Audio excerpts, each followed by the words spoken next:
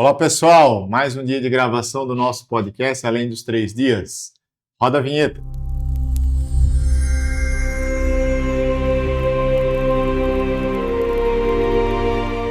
Então, pessoal, eu, David Cruz, mais uma vez apresentando o nosso podcast Além dos 3 Dias. O Alex, a parte técnica aí por trás das câmeras, fazendo toda a nossa parte aí de divulgação. Obrigado a você que nos acompanha. E hoje eu estou com muita graça, muito feliz que quem está comigo na minha frente, além de parceiro de caminhada, de cursilho, grande amigo da cidade de Luiz Alves, hoje diácono, mas vamos chegar lá ainda, mas eu quero lembrar ele no meu tempo de cursilho ainda, meu amigo Laércio. Laércio, seja bem-vindo, obrigado pelo convite por estar conosco aqui, nesse nosso podcast, que é a nossa maneira de evangelizar. Obrigado por fazer parte do nosso movimento, E eu queria que você se apresentasse, tem gente pode ser que não conhece, seu nome, cidade, quando fez o cursilho? Então, obrigado, bom dia, estar aqui nesse programa que tem feito sucesso, de vocês, uma bela iniciativa, parabenizo a iniciativa do Alex, que está aqui por trás, sua. Então, meu nome é Laércio Espig, diácono Laércio Espig, atualmente. Eu nasci em Blumenau, mas eu sou filho de Luiz Alvenses. Meu pai nasceu em Luiz Alves, nasceu e viveu. Aos 22 anos de idade, ele saiu de Luiz Alves. Eu nasci em Blumenau, ele trabalhou em Rio do Sul, Londres, e foi morar em Blumenau. Casou-se lá. Eu nasci, e aos 22 anos de idade, eu voltei para Luiz Alves. Conheci minha atual esposa e voltei a Luiz Alves. Hoje eu sou Luiz Alvense, assim, de nata. Fiz meu cursilho no ano de 2003, o quarto cursilho da Diocese de Blumenau, da recém-criada Diocese de Blumenau, eu e a minha esposa. Então, portanto, nós temos aí uns 22, 23 anos, Em 2003, 23 anos de caminhada, Vai fazer 23 em agosto, agora, Dia dos Pais, foi o dia que eu fiz o cursilho. E já passei por tudo do cursilho, E até aqui me trouxe Deus, Como cursilista e até fui em águas mais profundas até, Agora como diácono, já 1 ano e meio ordenado já. Pois eu vou chegar lá no diaconato. Agora o que eu queria que a gente, eu conhecer um pouco mais e o nosso povo para ver essa caminhada desde o início, antes do cursilho. Quero que o Laércio, assim, antes do cursilho, vamos ver, Laércio, assim, é o que eu sempre falo para todos aqui. Como era, assim, desde pequeno? Eu tinha contato com a igreja? Meus pais eram de igreja? Não, me levaram? E em que momento que daí eu fui caminhando e até eu encontrar esse tal de cursilho, em que fase que eu estava, assim? Até o cursilho, como era antes? Vamos lá. É uma história interessante, porque antes do cursilho, e até bem antes do cursilho, eu nem católico era. Então, eu venho da igreja luterana, da igreja de confissão luterana do Brasil. Daí, Blumenau tem tradição de igreja luterana, Sim. Até não muitos anos atrás, muito mais luteranos até que católicos. Enfim, mas eu fui batizado na igreja luterana do Bairro da Velha, e fiz a minha confirmação, que é equivalente à crisma, Confirmação é a primeira Eucaristia e a crisma da católica, equivalente, na Itopava Norte, também chamada na igreja luterana da Itopava Seca, Mas sempre aqui no Bairro da Velha e também na Itopava Seca, eu participei muito de grupo de jovens na minha adolescência. Segui o rito normal da igreja luterana, mas a igreja luterana despertava e fomentava assim a reunião dos jovens, grupo de jovens tradicionais assim. E no Bairro da Velha tinha um grupo muito forte, e ali eu me encontrei assim como jovem, era muito estruturado, assim, todos participavam, era dado oportunidades para todos, e o pastor da época, o pastor Nelson Weingartner, inclusive ele faleceu recentemente, ele era muito ligado aos jovens, ele botava o cajado e chamava as ovelhas, que eram nós, e vamos acampar, e vamos fazer retiro. Ao longo do ano tinham muitas atividades, assim, principalmente acampamento, e ele sempre estava à frente. E isso nos retiros de acampamento, no lar, então ele evangelizava do jeito que a gente gostava de ouvir, assim, uma linguagem jovem, sentados ao redor de uma fogueira, num grande salão, e aí ele falava das coisas de Deus, e isso, assim, ficava gravado. Assim, muitas coisas ficavam, e tive experiências ótimas, assim. O lado musical meu, eu também sou músico, então também foi despertado na época, e eu também aprendi coisas da música ali. Isso tudo ficou e o tempo passou. E a gente vai ficando moço, adolescente, então, numa dessas festas de igreja, que tanto a igreja luterana fazia, quanto a católica fazia, numa festa que ia ocorrer em Luiz Alves, mas não é a festa objetivo, enfim. Aí, pai e mãe foram visitar um tio e tia aqui em Luiz Alves. Queres ir junto? Não tinha nada para fazer, um domingo. Sim, vamos ir junto. Eu ia visitar um primo. E levei o meu violão e foi junto lá. E fomos lá na casa desses tios, assim, eu me lembro isso muito bem. E chegando lá, esse meu primo disse, olha, tem uma festa de igreja aqui na comunidade do Santana, nós vamos de jipe lá. Olha só. Jipe é comigo, né? Vamos nessa. E é uma festa na igreja católica. Eu estou contando já um passo bem à frente, porque até ali eu já tinha uma boa participação com a igreja, assim, eu estava de certa forma envolvido assim como um membro normal, assim, como jovem. Eu tinha lá meus 20 anos, mais ou menos. E aí, chegando lá em Luiz Alves, no Serafim, o meu primo luterano, vamos à festa da igreja católica, isso era subir o morro, lá em cima do Santo. Vamos lá, chegamos lá, e eis que chegando lá, aí então, achamos outro primo, que era lá do Alto Máximo, de Luiz Alves. E, primo, estás aqui, ok, tal, quero te apresentar umas amigas minhas. E aí tinha umas 6 moças assim, e ele me apresentou, na quinta moça, aquela eu olhei nos olhos dela e me encantei com ela. Foi assim, digamos, um amor à primeira vista. Essa moça, na época, então nós ficamos, depois separamos do grupo, ficamos conversando a tarde toda, e essa moça, depois ela voltou, ela estudava num colégio de freiras, e lá é a comunidade católica, né? E voltou para o colégio de freiras. Olha, eu estou de férias e vou voltar. Como que a gente vai conversar? Vamos trocar cartas. Na época não existia internet. Legal. Na época eram cartas. Né? Então vamos escrever carta um para o outro. Eu encontrei ela mais umas 2 vezes. Ela voltou para o colégio, para o convento, que era em Guaramirim.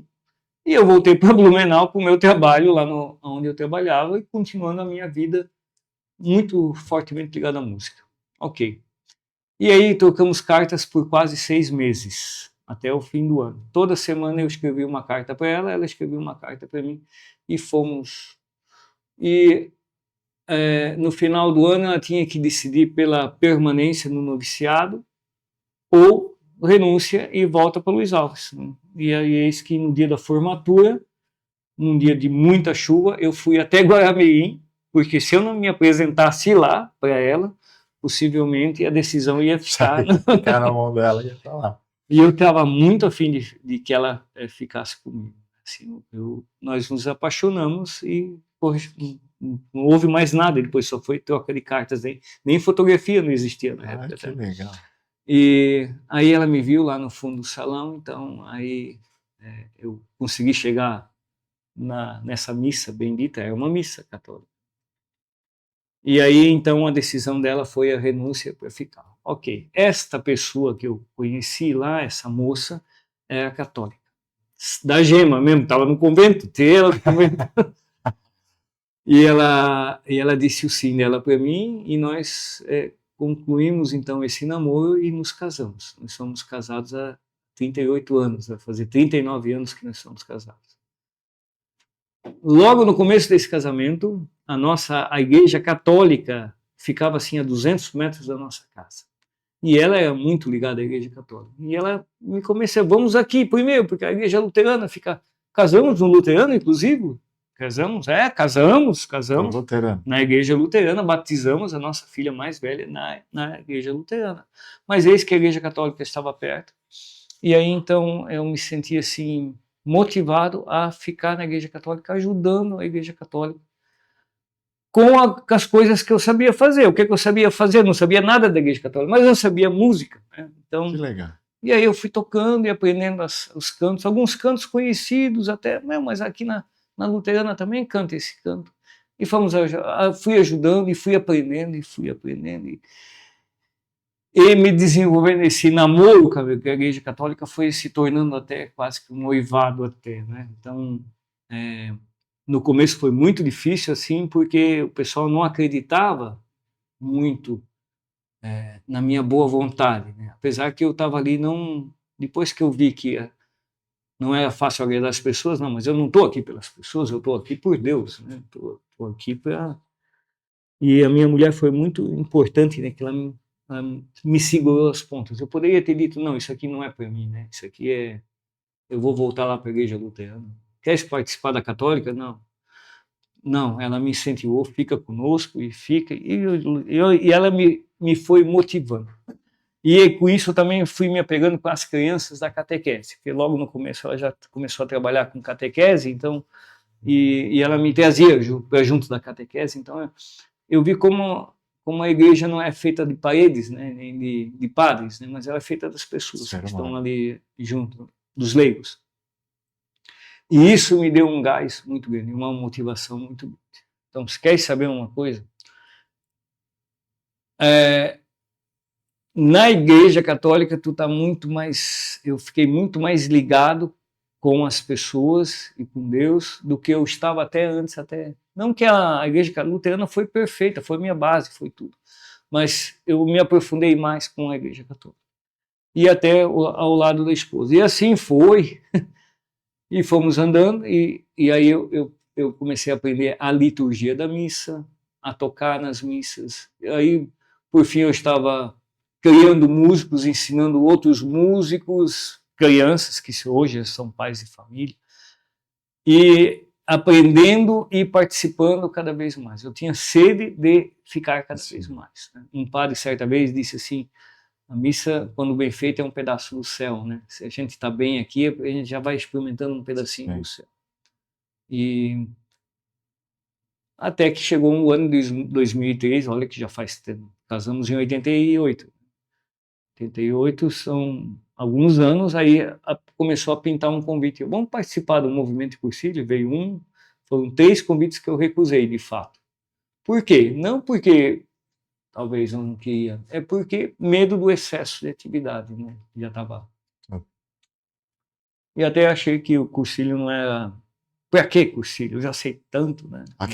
Essa conversa que a gente fala.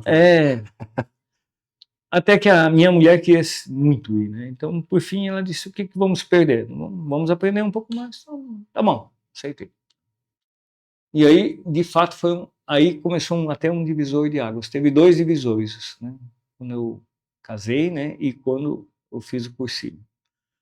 E o cursilho lá dentro, veja, até uma coisa até doída de falar, tantos anos na igreja, ajudando a igreja católica, mas após o cursilho, no cursilho, naquele momento do cursilho, é que eu fiz a minha primeira confissão. Até então a confissão era uma barreira intransponível, porque a igreja luterana não tem confissão. Ela tem até um ato penitencial profundo, mas ela não tem o sacramento da confissão. Isso foi outras coisas também que no decorrer, até no dia do cursilho, já não foi tão mais traumático, né? Mas o sinal da cruz não é feito na igreja luterana. Então eu tive que aprender isso. E sendo canhoto foi mais difícil ainda. Se faz com a mão direita. Quem me ensinou o sinal da cruz, na essência, foi minha filha mais velha. Ela que me pegava na mão, a minha mulher também fez isso, né? Mas a gente é mais dócil com a filha. E ela me pegava na mão, pai, assim, né? Até todo esse jeito. Quando chegou no cursilho, ainda era dificultoso. Isso ainda é um obstáculo. Porque é uma coisa que tu não faz, né? E depois tem que fazer. Foi assim, não foi uma coisa assim muito simples, tá? Para nenhum luterano de repente, Imagina. ter que começar a fazer sinal da cruz, até porque, assim, no meu tempo, hoje as gerações de hoje são tudo um pouco mais fácil, mas a geração mais do meu tempo, dos meus pais, por exemplo, tinha até uma miscigenação, né? Tu vai casar, tu vai namorar com uma luterana. Isso, O católico dizia, tu não vai com o protestante, né? Eles Sim, davam tinha essa divisão preferência. também. Tinha divisão, até de comunidades assim inteiras, assim, né? De famílias, o alemão casa com o alemão, o italiano com o italiano, Isso, né? isso. Depois que começou a se abrir, e tinha a parte da religião. Em alguns países do mundo ainda tem, né, essa divisão, né? Mas existia isso também. Então, o sinal da cruz é uma coisa, meu Deus, intransponível. Enfim, aí o sacramento da confissão foi o grande divisor. A partir do momento que eu me confessei, aí eu percebi, não, Deus me reserva alguma coisa. Talvez me reservava quando me salvou de alguns momentos de perigo de morte, assim, que eu fui salvo milagrosamente, assim, 2 pelo menos na minha vida. Até minha mãe estava recordando isso hoje de manhã comigo. E ele, possivelmente ele não me deixou partir, não. Calma, tu tens uma missão aqui ainda. Tu vai cumprir essa missão, depois aí tu vai. E assim foi. A igreja, o Inário Luterano tem um canto que diz assim, ele começa dizendo assim, até aqui me trouxe Deus, guiou-me com bondade. Então, até aqui, nesse caminho, e olha que foi muitas coisas assim que aconteceram para me moldar, para me preparar, o que eu tive que fazer, o que tive que aprender, o que tive que deixar de fazer para chegar nesse momento. Então, aí o cursilho naquele dia da confissão à tarde, que para mim foi eu até hoje me lembro isso, aquele momento, e logo depois o sacrário, me lembro assim, nitidamente, eu ia fazer 23 anos, é impressionante como... E aí, então, eu parei de dizer nãos, onde eu poderia ter dito sim, né? E parar de enterrar meus 7 talentos, né? Sim. Porque essa passagem finalmente se revelou-se a mim, né? Que eu posso, se Deus me deu tanto conhecimento, ensino e sabedoria, então isso é para ser usado em benefício das pessoas. E outra coisa que a felicidade não se completa na tua felicidade somente, né? A tua felicidade ela se realiza quando tu vê outro feliz. Isso. A tua própria não tem sentido assim, ela é muito superficial, um prazer momentâneo, né? Qualquer coisa que tu faça só para ti é momentâneo, né? E deu, esfriou e daí tu tá no vazio novamente. Mas quando tu vê a realização de ainda que tu consiga modificar a vida de apenas uma pessoa, né? Mas já tu te realiza ali. Talvez essa foi a realização plena de Jesus Cristo na cruz, né? Que ele salvou muita gente com... Imagina, se eu consigo com uma pessoa ser muito feliz, né? Imagina a felicidade dele, né? De poder, enfim. Isso é um antes, um Laércio antes, né? E como eu vou explorar um pouquinho, e a situação do luterano com o catolicismo e a Nossa Senhora, que tem muito esse... Como isso encaixou para ti? Foi difícil, fácil? Como foi essa vida? Isso depende, isso muito depende. Eu concluí uma coisa, isso depende do passado, na verdade, né? Nós falamos, existia isso, luterano casa com luterano, né, católico com católico. Antigamente isso era muito chato, isso aí. Tanto que diziam, pelo fato de... Primeiro vamos esclarecer um ponto. A igreja luterana reconhece Maria como mãe de Jesus. Ponto. Isso está... Reconhece de tal modo que eu vou te dar um outro exemplo. Até quem levantou isso foi o padre João Humberto. Não tem a igreja luterana aqui do centro? Sim. Ela tem mais vitrais homenageando Nossa Senhora ali na igreja do que a própria catedral. Olha só, nunca vi. Não tem os vitrais da igreja, né? Então, às vezes figuras de santos, né? E às vezes a igreja luterana também tem, lógico, a igreja luterana derivou-se da igreja católica, então tem muitos, a igreja luterana aqui do centro é uma das mais antigas do estado, e tem 8 vitrais de Nossa Senhora. A catedral não tem tanto vitel assim, falando de Nossa Senhora. Reconhecendo a importância da Mãe de Jesus. O que ela não tem, e não tem nem no regulamento dela, os dogmas da igreja, né? São dogmas proclamados por Papa em relação a pessoas da Santíssima Trindade ou a própria Maria, os dogmas de Maria, por exemplo. Então a igreja luterana não tem nada disso. Quando a igreja fala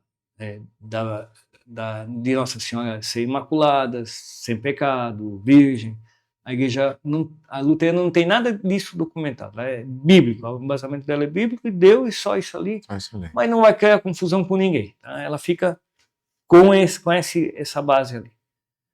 E a Igreja Católica tem os seus dogmas. Então, por isso, quando a gente fala, nós temos o nosso embasamento bíblico e também os documentos da Igreja, né, que trazem as encíclicas papais, o pensamento da Igreja, desde os padres antigamente até agora, está tudo condensado. Esse é o ensinamento da Igreja. Está lá no catecismo, no amarelo, catecismo amarelo da Igreja Católica, traz tudo isso lá, bem explicado.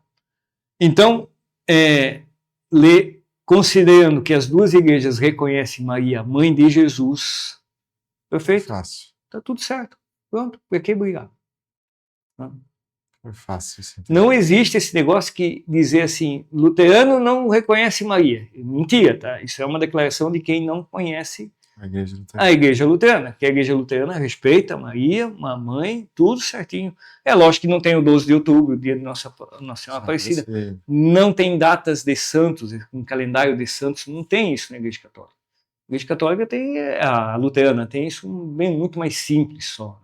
E nós temos um calendário, ela tem o seu calendário litúrgico, mas nós temos um calendário de datas de santos e uma série de coisas. Né? É bem mais difícil, inclusive, a Igreja Católica do que a luterana. Né? Assim, as exigências são maiores. Mas nada que não venha dizer a Igreja Católica, os luteranos não reconhecem Maria. Não é bem assim. Que legal essa explicação. Outra coisa que também você não encontra na Igreja Luterana são santos, né, esculpidos, imagens. Reconhece São Francisco de Assis, que passou tudo mais. Lógico, inclusive foi antecessor da Igreja Luterana. Assim, então isso não é problema. Só é fato de não ter coisas que a gente não vê na católica, não vê na luterana, não quer dizer que não.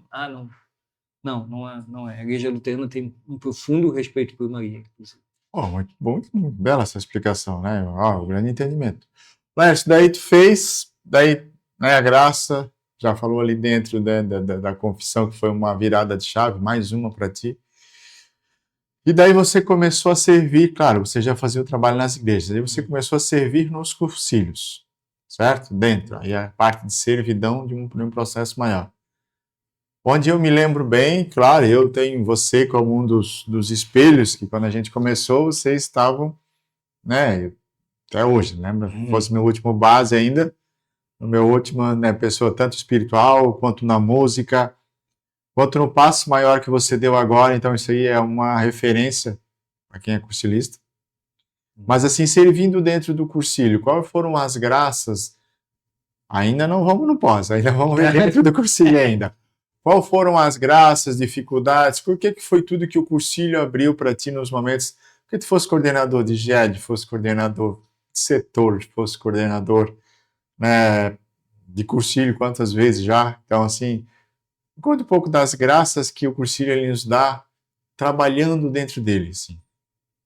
E, lá em Luiz Alves tu abriu só de grupo de cantos, eu acho, e ele abre muita coisa, né? A gente sabe que quando... Vou falar de Luiz Alves, né? Blumenau também teve esse reflexo, mas Luiz Alves, assim, lá dentro, a gente ouvia falar de cursilho. O cursilho estava ali um pouco lá, um pouco cá, mas assim, o que perturbou assim, o movimento de cursilhos na época foi logo a criação da diocese. Então, houve um espaço assim, que o cursilho estava muito alto, até no ano de 2000, até 1999. muito forte, muito presente, Padre Bertolino Schlickmann, que depois, no fim dos tempos, foi reitor do seminário de Massaranduba. Ele atuou 30 e poucos anos em Luiz Alves como pároco, e ele era um cursilista fervoroso. De toda segunda-feira, pegar um ônibus da Rainha e encher de cursilistas e levar para fazer o TEA em Itajaí, cada 15 dias. Ele tomava a iniciativa de fretar o ônibus e juntar os cursilistas de Luiz Alves e levar para o setor de Itajaí, que pertencia à Diocese de Florianópolis, porque Luiz Alves até então pertencia à Diocese de Florianópolis, um pouco de Joinville, um pouco de Florianópolis. Quando criou-se a Diocese de Blumenau, Luiz Alves foi anexada à nova Diocese de Blumenau e rompeu o setor de Itajaí. E aí teve um baque ali, e logo depois o Padre Bertolino também saiu como pároco e assumiu outro. Aí assumindo o Padre Arthur. E ficou assim um tempo. Então o cursilho estava meio... Mas estava se fazendo ainda, estava se mandando, e numa dessas levas eu fui fazer cursilho. Quando eu voltei do cursilho, aí o diácono Hélio, ainda hoje conosco lá, que é cursilista também, o Elinho, então ele disse, o que nós fazemos aqui é uma alteia, um domingo à noite, cada comunidade, que é um 16, cada comunidade a gente faz uma celebração e junta os cursilistas ali. Não tinha escola, não tinha setor, não tinha nada. E o Padre Arthur era cursilista, e é um grande incentivador de cursilho também, e de jovens também, ele gostava de trabalhar com jovens. Aí eu cheguei para o Padre Arthur, olha, fizemos cursilho agora, joia, ele, muito simples, muito bacana. Tu vai fazer o seguinte, meu irmão, eu vou te levar toda a celebração agora. Todo domingo de manhã tu vai comigo nas missas, vamos anunciar, que aí eu fiz uma proposta para ele de reativar o cursilho em Luiz Alves, assim, com reuniões assim, tipo, não uma escola que não tinha, mas assim, não, joia, vamos nessa. E me levou na mala, quando chegava nos avisos finais da missa, então ele me chamava lá do banco, eu ia chamar o Laércio aqui, é cursilista, e nós temos nosso movimento de cursilho de Luiz Alves, e nós queremos reativar o movimento, e ele vai estar à frente, ele vai coordenar. Olha só. E assim, então ele fez com todas as 15 capelas, 16, né? 16. E me levou em toda a missa. Foi um ano assim muito intenso. E aí fomos conversando, começou a reacordar os cursilistas, e conseguimos assim fazer UTEs. Aquelas de domingo eu não desmanchei, continuou, né? Porque 16 comunidades. E aquilo começou a ficar mais... Aí quando tinha UTEA em Blumenau, eu comecei a fretar ônibus a modelo do Padre Bertolino e vim para cá. Eu pesquisei 4, 5 companhias de ônibus, já não era mais a Rainha, é uma outra empresa lá. Eu digo que é a Rainha, porque a Rainha mais ou menos faz parte da história de Luiz Alves, né? Hoje já não tem mais. E aí enchi um ônibus e vinha para as UTEs de Gaspar, o cursilho de Gaspar é o mais forte. E uma vez por mês a gente estava presente, isso foi. E aí até que eu cheguei em 2013, eu acho que foi, aí me bateu conversando com os outros cabeças que vamos montar a escola, o setor de Luiz Alves. Isso é uma coisa que eu desejava muito. E lutei um ano, 2 anos para convencer as cabeças, e convencer o próprio GED, inclusive, de autorizar a criação de mais uma escola, sabendo das responsabilidades que tinha um novo setor, né? E deu certo. Criamos o setor de Luiz Alves. E não parou mais de crescer. O setor juntou, então, os cursilistas, porque aí nós tínhamos um local fixo de reunião, a princípio e até hoje quinzenal, com um programa de estudos estruturado, o mesmo itinerário da escola, de uma escola normal, né? Os tempos. Isso foi muito bom, porque o nosso setor ele quase se especializou mais com o lado mais jovem do cursilho. Nós temos cursilistas de 40 anos de cursilho lá em Luiz Alves. Do tempo que fizeram, ainda tem alguns livros lá dessa turma. Muitos deles estão junto na escola, mas a grande maioria são jovens, assim, né? Jovens que eu digo assim, não tão idosos quanto, não tão jovens quanto eu, mais jovens do que eu, né? E isso é a base. Então, a escola está lá atuante, participante da paróquia, ela está dentro da paróquia, ela não é uma coisa à parte. Tanto que os padres confiam no cursilho. Esse ano uma coisa interessante, né? Saiu a reunião do planejamento do Corpus Christi, e aí saiu o mapa do tapete. Pois esse ano o cursilho ficou com o maior pedaço do tapete, 30 metros de estrada, para fazer o seu pedaço. Então, isso também é pode ser que tem que trabalhar mais, mas é uma bênção isso aí, porque o cursilho está em todas as frentes, né, da paróquia, tá mergulhado. E a diocese reconhece o movimento de cursilhos assim, um trabalho também daquela época assim, como um movimento importante, né, um movimento muito forte. Então, esse levantar, né, quando eu fiz o cursilho, foi isso aí, não, eu preciso levar isso para outros, né, não posso ficar só para mim, né, então, bom, consegui buscar alguns antigos, a grande maioria. Eu escutei muita bronca no começo. Acredito. Muito difícil. Meu Deus do céu. Padre Arthur, na primeira casa do primeiro coordenador, que eram núcleos assim, cada comunidade tinha um núcleo, ele só não nos recebeu a bala porque ele não tinha arma em casa. Porque se ele tivesse uma arma, ele tinha dado uns tiros lá. Vamos embora. Ele chegou, não quero falar com vocês, não. Eu e o Padre Arthur. Porque ele se sentiu abandonado, ele era um coordenador de núcleo fervoroso e tal. E quando houve a criação como eu te falei, houve a criação da diocese, então deu uma baixada, perdeu-se a referência. Quem manda agora? Quem é que coordena? Não tinha mais. Ele ficou sozinho com o núcleo lá, se reunindo sozinho, sem diretriz, apenas participando da igreja. E com esse abandono, então, depois de um ano e meio, aí aparece eu e o Padre Arthur lá. O que vocês querem aqui? E aí ele reclamou um monte, brigou um monte. O senhor tem toda a razão, disse para ele. Tem toda a razão. Claro. Nós viemos aqui para reverter essa situação. Aí ele nos acolheu. Né? E voltou, o núcleo dele se tornou hoje um dos maiores. Assim. Hoje não temos mais a figura do núcleo, né? Embora está se pensando em voltar com isso. Mas assim foi uma volta assim, maravilhosa. E a Luiz Alves toda voltou a respirar cursilho em 2004, 2005, 2006. Estamos falando agora de 20 anos após, o cursilho está todo vapor lá. Não, é muito forte nos jovens. Meu, tá muito. Sempre, desde que eu me conheço lá, a equipe lá é muito boa. E renova sempre, né? A renovação que está vindo de jovens de vocês conseguem renovar isso muito bom. Leste, aí tu foi sempre mais além, né? Jogar as redes. Ai, meu irmão, joga a rede um pouco mais. Em águas mais profundas aí. E aí veio.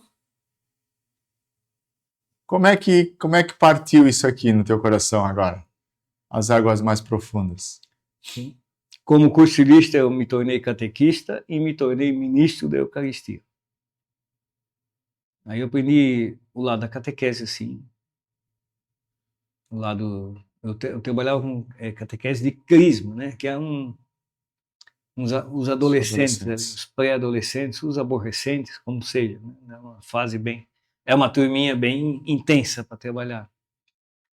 E como ministro, então, além da liturgia, mas a principal função de ministro é levar o corpo, né, o coração de Jesus até aqueles que não podem estar na igreja, levar a comunhão.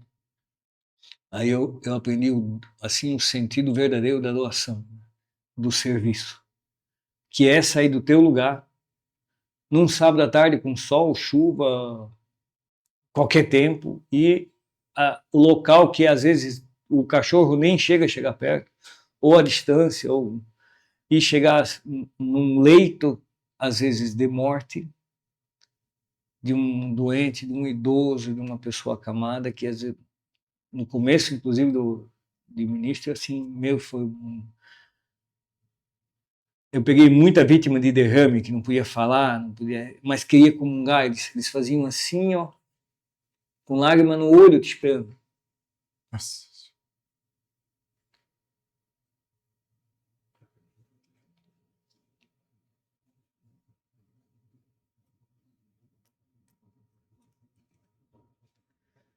Aí tu via como que podia ser útil, né, nesse ponto. Uma coisa tão simples. Talvez, quantas vezes esperávamos só aquele momento para dizer, agora eu posso ir, né? E quantos foram assim, né? Às vezes tu dava a comunhão numa colher, diluído em água, porque não passava na garganta, mas queriam comungar. Eu levava, isso foi uma senhora de cama, assim, eu levei muito tempo, mais de ano, para uma senhora que não era muito mais velha do que eu. Naquela época ela tinha câncer na traqueia e não passava nada, só passava líquido, mas ela andava ainda para lá e para cá, magra que nem esse suporte, assim, seca. Ela vivia à base de um líquido que ela conseguia tomar com colher. Mas ela fazia questão, ela esperava por nós íamos sempre em 2 ministros, para comungar. E ela pegava aquela hóstia dentro de uma colher, diluía aquilo tudo, e ela aguentava por força aqui e comungava com a colher. Isso eram 10, 15 minutos de sacrifício para descer aquilo. Mas ela não se permitia afogar ou tossir com aquilo. Finalmente ela comungava, e aí a gente acabava de rezar. E assim ela sobreviveu aí não, 1 ano e meio, 2, depois ela partiu. Mas aí tu vê o que é, faz uma comparação da tua fé com a dela, né? Sim. E Quando o valor, né? O valor, o valor pela Eucaristia, o que tinha no coração dela, que eu falo hoje, isso é, o dia que a gente aprender isso... Aí eu assim, tu sabe, com essas coisas, talvez Deus não decide de uma hora para outra, David, tu vai agora fazer isso. Ele te prepara, te molda, te desconstrói, te constrói de novo. E assim, talvez ele me preparou assim ao longo de alguns anos, inclusive como ministro, para ver essas situações, para dizer, olha, um dos caminhos é esse, uma das coisas que eu quero que tu faça é isso. E eu fiz. E coordenei os ministros, inclusive, depois, mais tarde.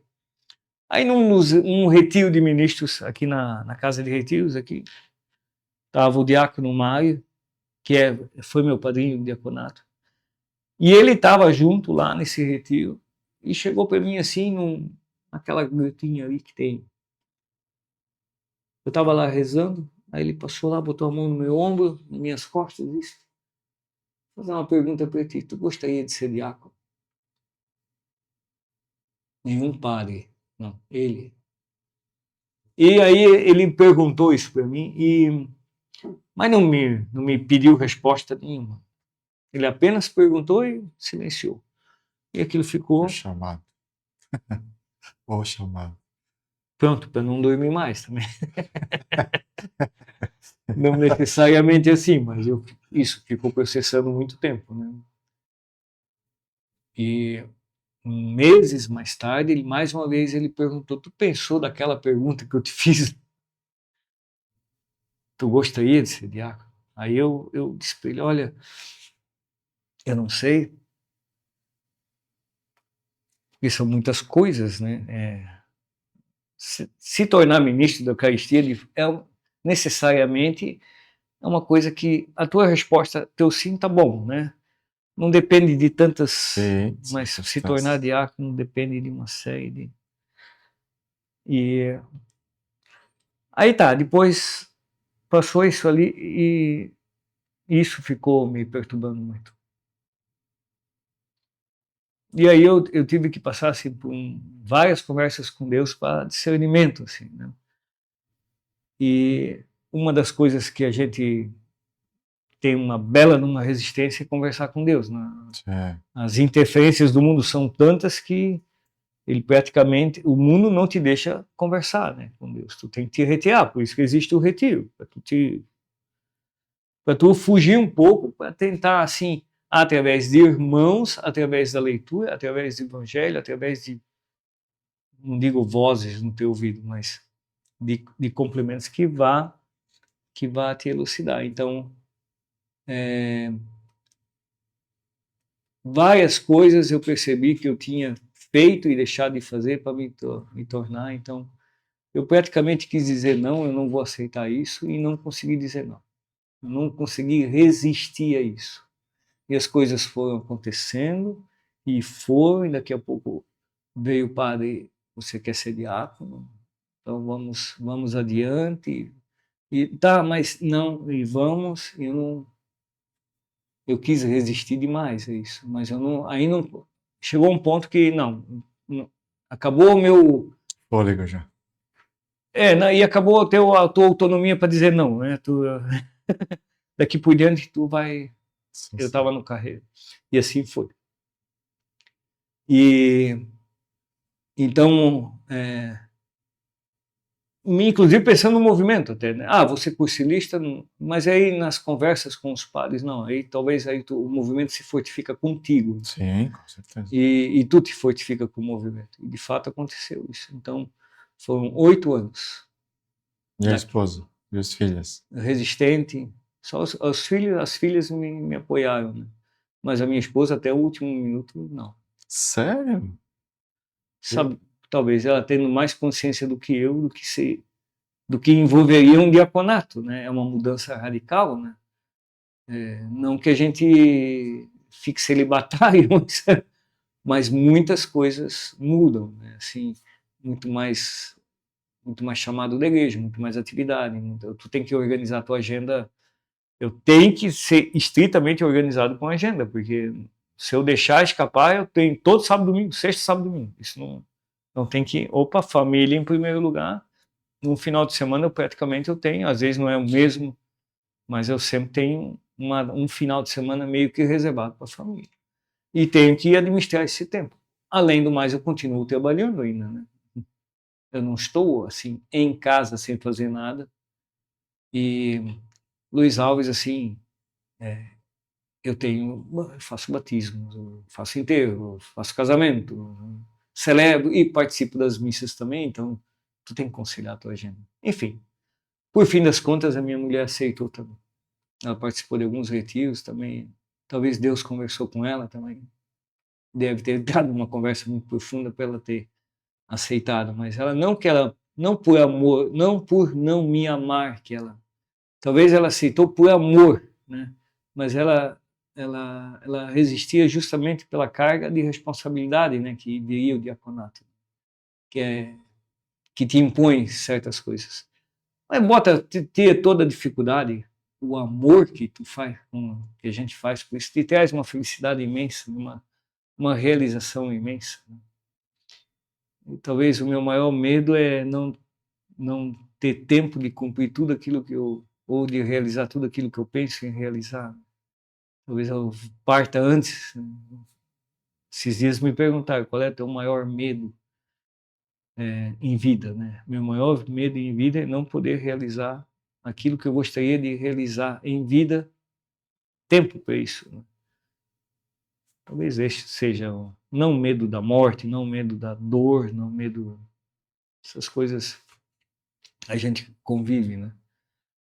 E por que está aqui? Então, isso aqui é uma estola diaconal, né, do cursilho, né? 2 coisas, eu fiz questão de trazê-la, porque eu ganhei isso no dia da minha ordenação do movimento, né? E eu sempre uso a estola do cursilho. Quase, até nos momentos que não são do cursilho, eu estou usando a estola do cursilho também, às vezes. Quando eu tenho uma assim, cada pastoral traga a sua... Opa, então tá aqui cada pastoral, então a minha pastoral embora eu faça parte do secretariado diocesano, trabalho com vários outros, mas esse aqui é a minha identidade, né, primeiro, né? Assim, a bandeira que eu mais carrego. Então, eu nunca vou deixar de ser cursilista, sempre vou estar junto. Não posso estar como eu gostaria de estar, né? Esse ano, algumas agendas bateram, nenhum cursilho. Pois é. Não, mas quero estar nas celebrações de encerramento, eu quero estar nas missas de encerramento, sim, né? Mas não lá dentro do retiro, propriamente dito. Até nem sei como é que ficaria esse retiro. Isso é legal. Um sacerdote é uma coisa, agora um diácono lá no meio. Mas é legal. Lécio, e agora sendo diácono 1 ano aí, Um ano já aí. 30 de novembro de 2024 foi ordenado. Já fez um ano, e agora um ano e para um ano e meio. Né? Qual foi a maior graça nesse ano e meio aí? Que tu pode... Deve ter sido muitas, mas alguma em especial? Ai, ai, ai. Tem muita coisa boa. Tem dificuldades, tem tristezas, né? Quando tu vai enterrar um amigo, por exemplo, né? Fazer a celebração de Ezequias quer dizer sepultamento. Quando tu vai enterrar um amigo, não é uma coisa bacana, né? Mas um outro lado que a gente sabe é que no Evangelho está escrito: na casa do meu pai há muitas moradas. Né? E se não fosse assim, não vos diria. Portanto, tem um lugar preparado para nós lá em cima. Né? E quem combateu o bom combate, viveu a fé, né? Com certeza vai ter uma. Então, nós temos essa certeza.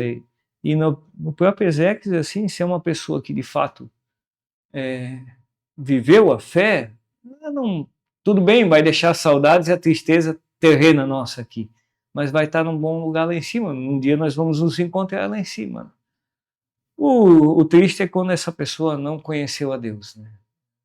E a gente faz Ezequias assim, lá na capela funerária, né? Às vezes pessoas que não conheceram a Deus, né? Então, ou se conheceram, abandonaram, né? Ou praticaram uma vida assim, praticavam uma vida meia não no caminho. Isso é a tristeza, nossa. Embora a misericórdia de Deus está acima de tudo. Então, sim, por mais que tenha feito no último minuto, mas a misericórdia de Deus é infinita e está acima de tudo. E sempre vai ter espaço para uma recuperação, uma regeneração. Isso é o lado ruim. Agora, o lado bom é poder batizar. E esses dias eu batizei filhos de cursilistas. Né? Às vezes nem calculado, nem premeditado, né? Porque eu tenho uma escala de batismo lá, eu tenho datas fixas de batismo, e eis que aparece lá, que eles também não sabem quem vai batizar, mas lá na paróquia, na matriz, e lá aparece cursilistas, jovens cursilistas que fizeram cursilho e estão trazendo crianças para batizar. Assim. Isso é bacana, muito bonito. Casamento de cursilista.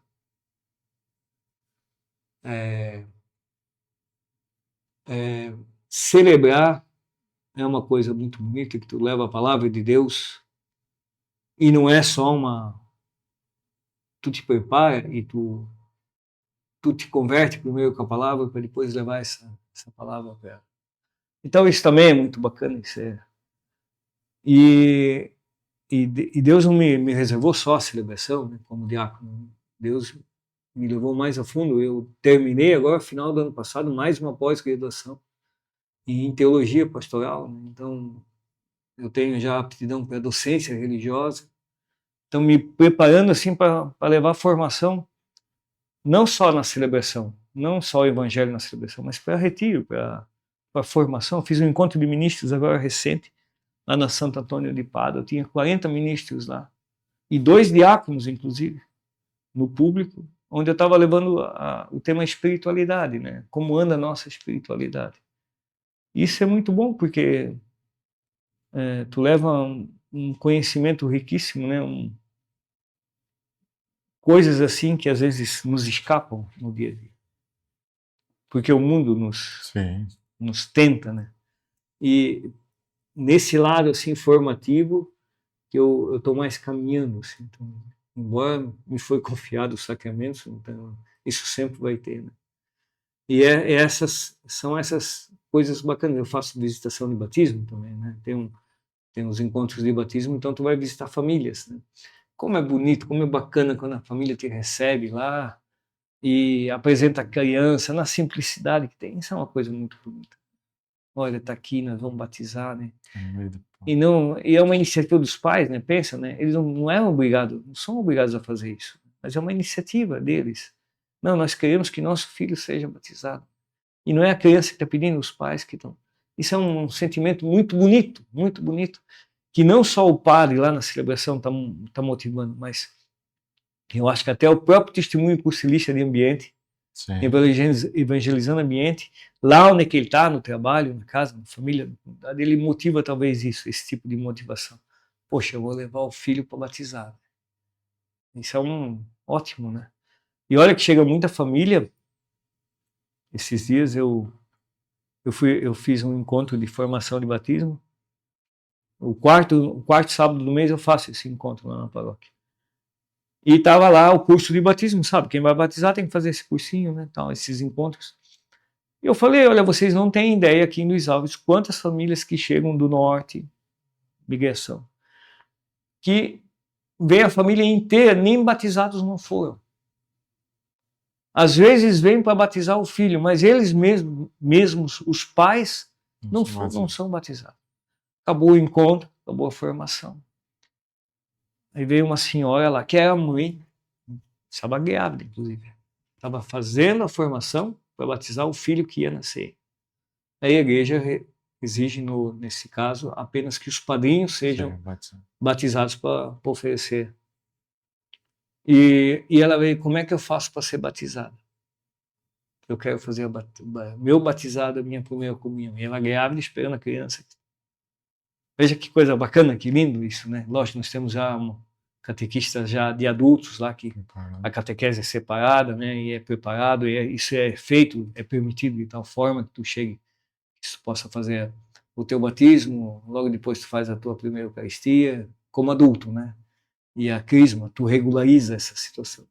E isso foi muito bonito, né? Porque se eu não tivesse falado essa palavra, quantas pessoas que temos no nosso meio e que às vezes não sabem que é possível sim. Acabou o encontro, ela veio lá me procurando. É aquele sentimento que se tu não mudou o mundo, mas o mundo daquela pessoa, tu ajudou a mexer. Ela saiu feliz da vida, com lágrima no olho, saiu feliz, muito feliz. Acontece muito isso aí. Então, essas são as alegrias do diaconato. Essas são. E mais alegria ainda ver a ordenação de novos diáconos sábado passado, e temos mais um diácono cursilista, né? A gente estava lá também. O Adelírio. O Adelírio não é cursilista, o Moacir Peixe. Sim. Isso foi muito, muito legal. A gente viu todos vocês lá, né? Entra todo esse rito, essa preparação, é o que eu até comentei com a Simone. Lá, né, como a nossa igreja, ela é bonita, ela tem todo esse preparo, ele tem esse anos de estudo, é uma situação séria, vocês têm os juramentos de vocês, então a igreja católica em si, ela tem todo esse embasamento, o cara está preparado para estar lá, uma decisão, né? Eu conversei com o Moacir, ele falou, Dave, entramos em 20 e poucos, terminamos em 8, então tem todo um caminho ali, e vai acontecer situações, a pessoa vai tomando decisões, vai indo, até ter preparada para a missão. Daí ele falou ainda, e o pior é agora eu tenho que me conscientizar mesmo também, que agora a minha vida, né, tudo muda, porque agora eu tenho uma missão maior. Então, assim, é todo um trabalho mesmo feito antes, além de depois ir para a mão da pessoa, até essa conscientização que tem esse segmento, né? O diaconato, o diácono é o grau de primeira ordem, né? O diaconato são 3 ordens da Igreja Católica, né? Primeira, segunda e terceira. Primeiro, o diácono. O segundo, o padre, o sacerdote. E o terceiro, o bispo, né? Os verdadeiros descendentes dos discípulos são os bispos, né? Que confiam o sacerdote e tem como auxiliares, o diácono é auxiliar do bispo, na verdade, não do sacerdote na igreja. Os diáconos foram constituídos para auxiliarem os apóstolos, os discípulos na época. Está em Atos dos Apóstolos, e a leitura foi faz uma semana, que foi uma semana e pouco foi feita. Mas queira ou não queira, o diácono, quando faz e quando é ordenado, ele presta um juramento, aliás, alguns juramentos, e a consagração da sua vida ao serviço de Deus. Uma consagração eterna. Eu não vou deixar de... Tu podes renunciar ao ofício, deixar de ser diácono. Não, tu não vai deixar de ser diácono, tu sempre vai ser diácono. Por isso a igreja não ordena diáconos em meses, né? como algumas ordenam pastores em meses, né? Existe um período de discernimento, existe estudo, existe preparação, e ao final disso ainda existe mais um período de escrutínio, de escuta, que é feito, inclusive, cada semestre. Ele não é só no final é para ordenar numa vez, mas a cada semestre a paróquia é ouvida, o pároco é ouvido, a comunidade é ouvida. Como é que está indo aquele aluno? Como é que está indo aquele candidato? Por isso que começa em 20 e agora terminou em 8, né? Nem todos conseguiram seguir até o final. E ao final, esses 8, então, depois de aprovado o escrutínio, feito a pergunta, né? O bispo pergunta na missa, né? Se acham dignos, né, para serem ordenados, e o padre reitor, né, atesta isso, né? Consultados e conversados, julga-se serem dignos para serem ordenados. E aí, então, passa a ordenação. E ainda tem uma pergunta de sim ali no consentimento. Então, existe uma preparação. Um sacerdote da Igreja Católica são 10 anos de preparação de estudos, 2 faculdades, para se ordenar sacerdote. Um diácono, da minha turma, eram 6, por causa da pandemia foi 8, mas até aí a turma a quinta turma agora foram 3 anos, mas com a faculdade junto, então eles tiveram que fazer faculdade de teologia e o curso de diaconato, equivalente aos 6, condensados em 3, mas está se reformando novamente, está sendo feito um ajuste, isso deve mudar, deve ter ajustes dessa formação do diaconato. Muito antigamente, um diácono só fazia o curso de diaconia, né? Então, mas hoje ele já se exige a faculdade de teologia. E bom, se tivesse sociologia também. Sim. Sociologia, filosofia, né? Que são as 2 faculdades do sacerdócio. Então, ou seja, os diáconos hoje cada vez saem mais bem preparados. Né? Isso. E até porque eles têm esse sacerdócio duplo, na verdade, né? Família e igreja. Né? E o padre sai só para a igreja. Né? Família, não tem família ali. Tem a preocupação, mas nós temos a preocupação de primeiro a família, depois a diaconia. E aí vem as outras prioridades. Então, um diácono sempre é sempre um pouco mais difícil as coisas. Sim. Sempre um pouco mais difícil. Por mais que não, é mais difícil para o diácono, porque ele tem que se deslocar, ele tem que deixar, ele tem que arrumar agenda, tem que fazer e tem que voltar feliz para casa depois. E quantas vezes nem custeado é. Isso. Isso é uma tecla que eu sempre bati nessa situação, né? Porque a força do diácono ela é uma força bem pesada, que envolve todo esse campo que você falou aí. Mas com a graça de Deus, isso aqui é muito bom. Laércio, eu fico muito feliz, cara, agradeço. Eu ia ficar conversando contigo mais 1 hora, hein, que eu nem fiz tanta pergunta. Pois não, eu estou à disposição. Mas, cara, venha mais vezes, muito obrigado por estar conosco, né, que Deus te abençoe. Eu falo, tu para mim é uma referência, desde quando eu fiz o meu cursilho, eu me lembro de tudo lá na frente. Eu tenho um texto que tu me deu, ainda está lá, do lado da minha cama. Uma bolinha caiu fora, só que quebrou, mas ainda está lá. Sinal que é usado. Tu tinha os costumes de quem trabalhava, sempre dava. Então, assim, a música, quantas vezes tu me ensinou e a gente tocou junto. Muitas missas em Gaspar, no começo era... Lembra, fervia lá aquela matriz em Gaspar, e a gente, ali me impulsionou bastante. Os ministérios que tu tem, né, que a gente troca músicos e a gente canta junto ainda, então isso é muito bonito. Então, assim, eu acho que tu é uma grande referência. E, além disso, toda a tua história, né? Chegar a um ponto desse, cara, isso aqui, ó, muito cursilista tem que ver isso e tentar remar e jogar as redes em águas mais profundas, que é essa graça aí que Deus faz. E a gente sabe, por que dos podcasts, né, que o Alex, a gente teve essa ideia de mostrar isso. Eu jamais tinha ideia que tu fosse um dos protagonistas em reerguer o cursilho em Luiz Alves. Nunca me passou por essa cabeça. né, o teu processo, né, lindo de casamento da sua esposa, o final. Então, todas essas histórias são histórias bonitas, que é uma história de fé, uma história de sempre estar na igreja, estar do lado e serve de exemplo. Ser um líder na igreja, às vezes dá um peso. Hoje você deve estar sentindo um peso um pouco maior aí. Mas que nem com a tua calma e o teu jeito de levar, tu sabe que Deus está contigo e vai levar. Mas a gente sabe que às vezes, como a gente vai liderando e vai subindo, às vezes vai tendo um desconfortos aí, eu falo. Mas todos com eles foram assim, né? Todos os mártires em si foram assim.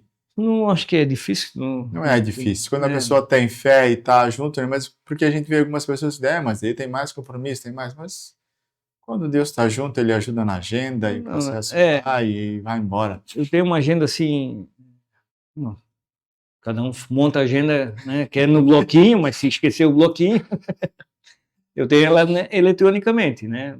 Uso uma agenda que está no celular, se eu pegar o celular, está lá os lembretes, né? E falar a agenda do Google, né? Tô fazendo propaganda do Google, mas enfim, né? Mas como eu tenho laptop e celular, né?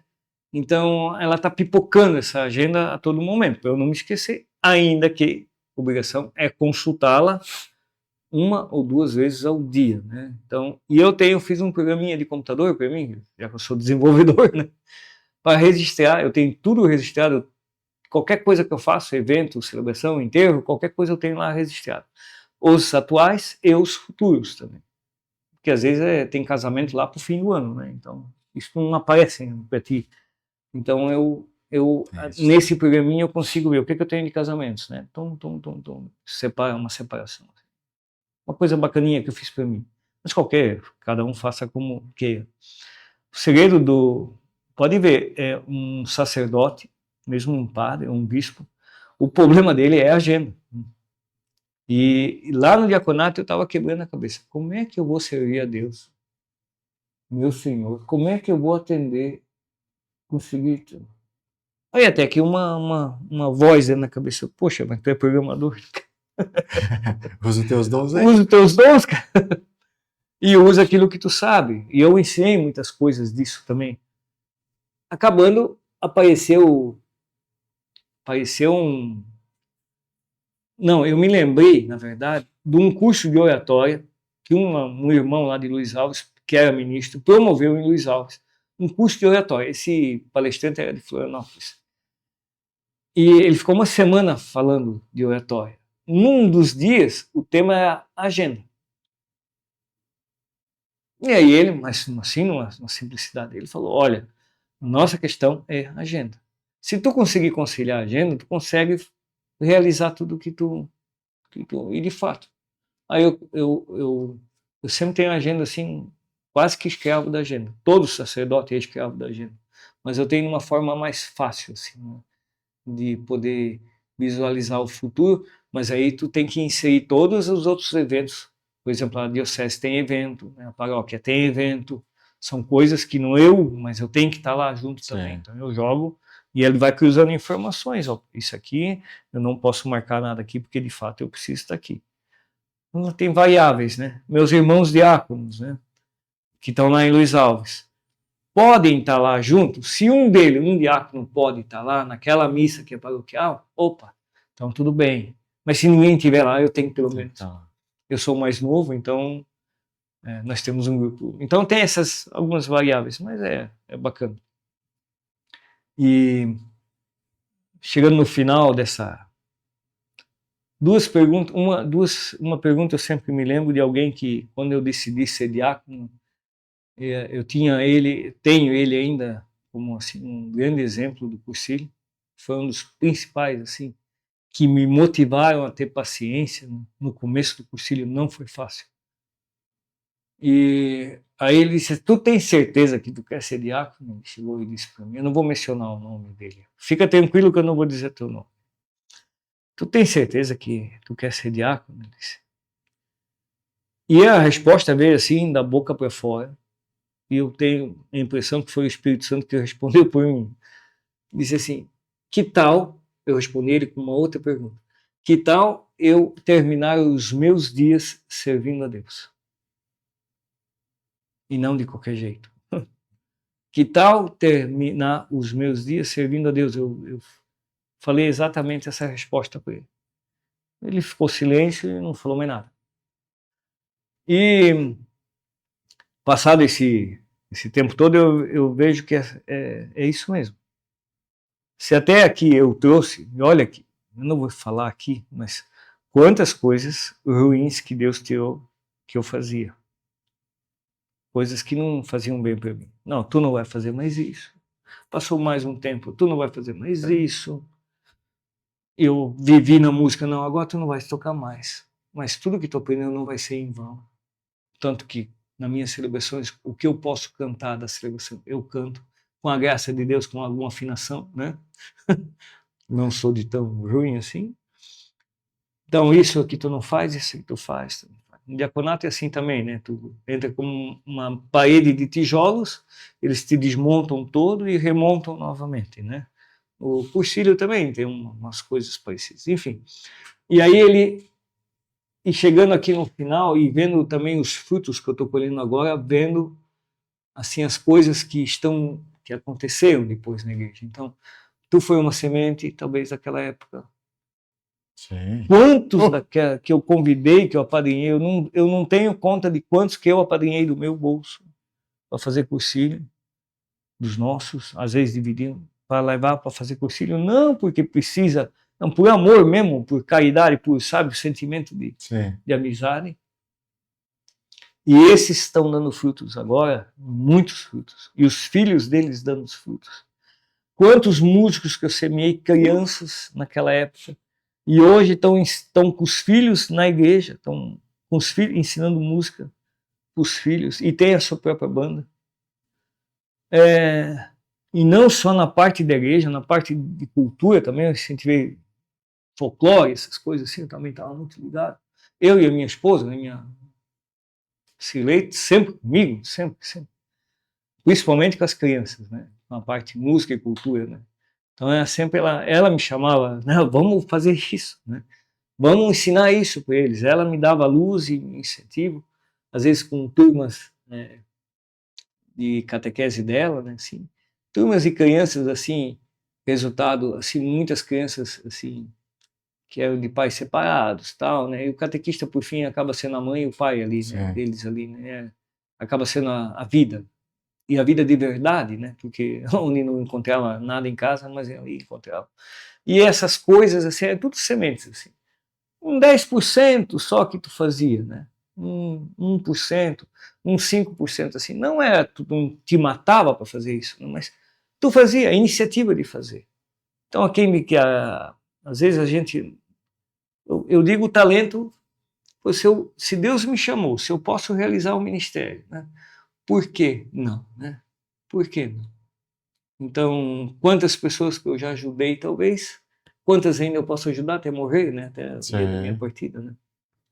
E recentemente, assim, eu vejo assim, na igreja, eu vejo não só a participação na missa, mas a participação na comunidade, fazendo ferver a comunidade, né? Fermento mesmo,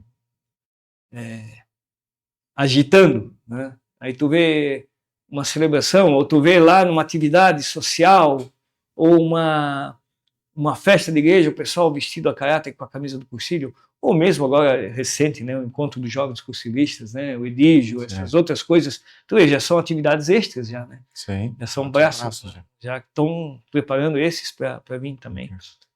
Pensa que coisa bacana, né? Aí tu faz uma missa de encerramento de cursilho, com a igreja cheia, e a metade da igreja que estão ali olhando aquilo lá tudo, né? E assim, poxa, que movimento bacana, né? O que é essa igreja viva, né? Que a gente vê lá. E aí desperta um sentimento de participar, né? De eu quero também estar com eles. Sabe? Lembra muito, né? Eu sempre falo em escola quando eu vou por aí, né? O maior mandamento da véspera da Santa Ceia, véspera da morte, né? Eis que vos dou um novo mandamento. Amai-vos uns aos outros, e nisso vocês serão conhecidos os meus discípulos, pelo amor que tendes um pelo outro. Isso é o fato, né? Pô, eu gosto que o pessoal lá se dá bem, se beija, se abraça, né? Mesmo dentro do retiro, né? Eu quero estar junto com eles, né? Eu quero estar junto com eles. Eu senti isso. Esse é o mandamento, o puro mandamento. Laércio, obrigado de coração por ter vindo, ter aceito, né, esse convite para a nossa belíssima tempo que a gente teve junto aqui. Eu acredito que isso vai evangelizar muita gente. Venha mais vezes, seja nosso convidado. Obrigado, Alex, aí, acho que fechei com chave de ouro o dia de hoje. Obrigado você de casa, nos assista, compartilhe, esteja conosco, né? Então, um grande abraço aqui do nosso amigo Laércio. Laércio, um convite ou uma frase para essa câmera aqui, a quem quer conhecer esse Cristo que a gente conhece. Eu vou olhar para você que está nos olhando, tá? Jesus, Deus, o Pai nos fala, está escrito isso no Evangelho. Deus nos fala de muitas formas, de muitos meios e em muitos lugares. Através de pessoas, através da palavra de Deus, da Bíblia, através de uma música, através do rádio, através de momentos, de situações. Deus se vale de sinais para nos chamado. E às vezes até para tocar assim no nosso coração. Um desses chamados pode ser até um convite de um irmão, de um amigo próximo, de um vizinho que já teve essa experiência e faz o convite para ele participar de um retiro de cursilhos, ou de um cursilho, ou do movimento de cursilhos. Então, se você receber esse chamado, talvez em primeiro momento você diga não, mas pense, reflita. Se não, talvez seja Deus que está lhe convidando e vamos dar uma paradinha na vida, puxar o freio de mão e vamos aceitar o convite do cursilho. Ponto. E para você, meu irmão cursilista, que talvez anda desanimado, veja que Jesus foi abandonado até pelos seus discípulos. No entanto, no final se arrependeu, né, e viu, né, o mestre estava certo, né, e saiu no dia de Pentecostes a evangelizar, porque Jesus nos mandou o Espírito Santo. E graças a ele que esse movimento existe, que a igreja existe, que nós temos forças, coragem, temos estrutura, temos a bela Igreja Católica e quantas outras também, mas a força da nossa igreja para levar a palavra de Deus, o amor de Deus a tantos que não conhecem. E o mundo seria tão bem melhor se tivesse mais amor e caridade. Então, não se sinta desanimado. O primeiro passo começa pela gente, né? O segundo passo também, o terceiro também, ele não podemos esperar que Deus venha nos socorrer se do lago profundo, quando nós estamos afundando, se nós não esticarmos as nossas mãos para que Deus agarre e puxe. Mas se nós ficarmos assim, então vai ficar tudo assim como está.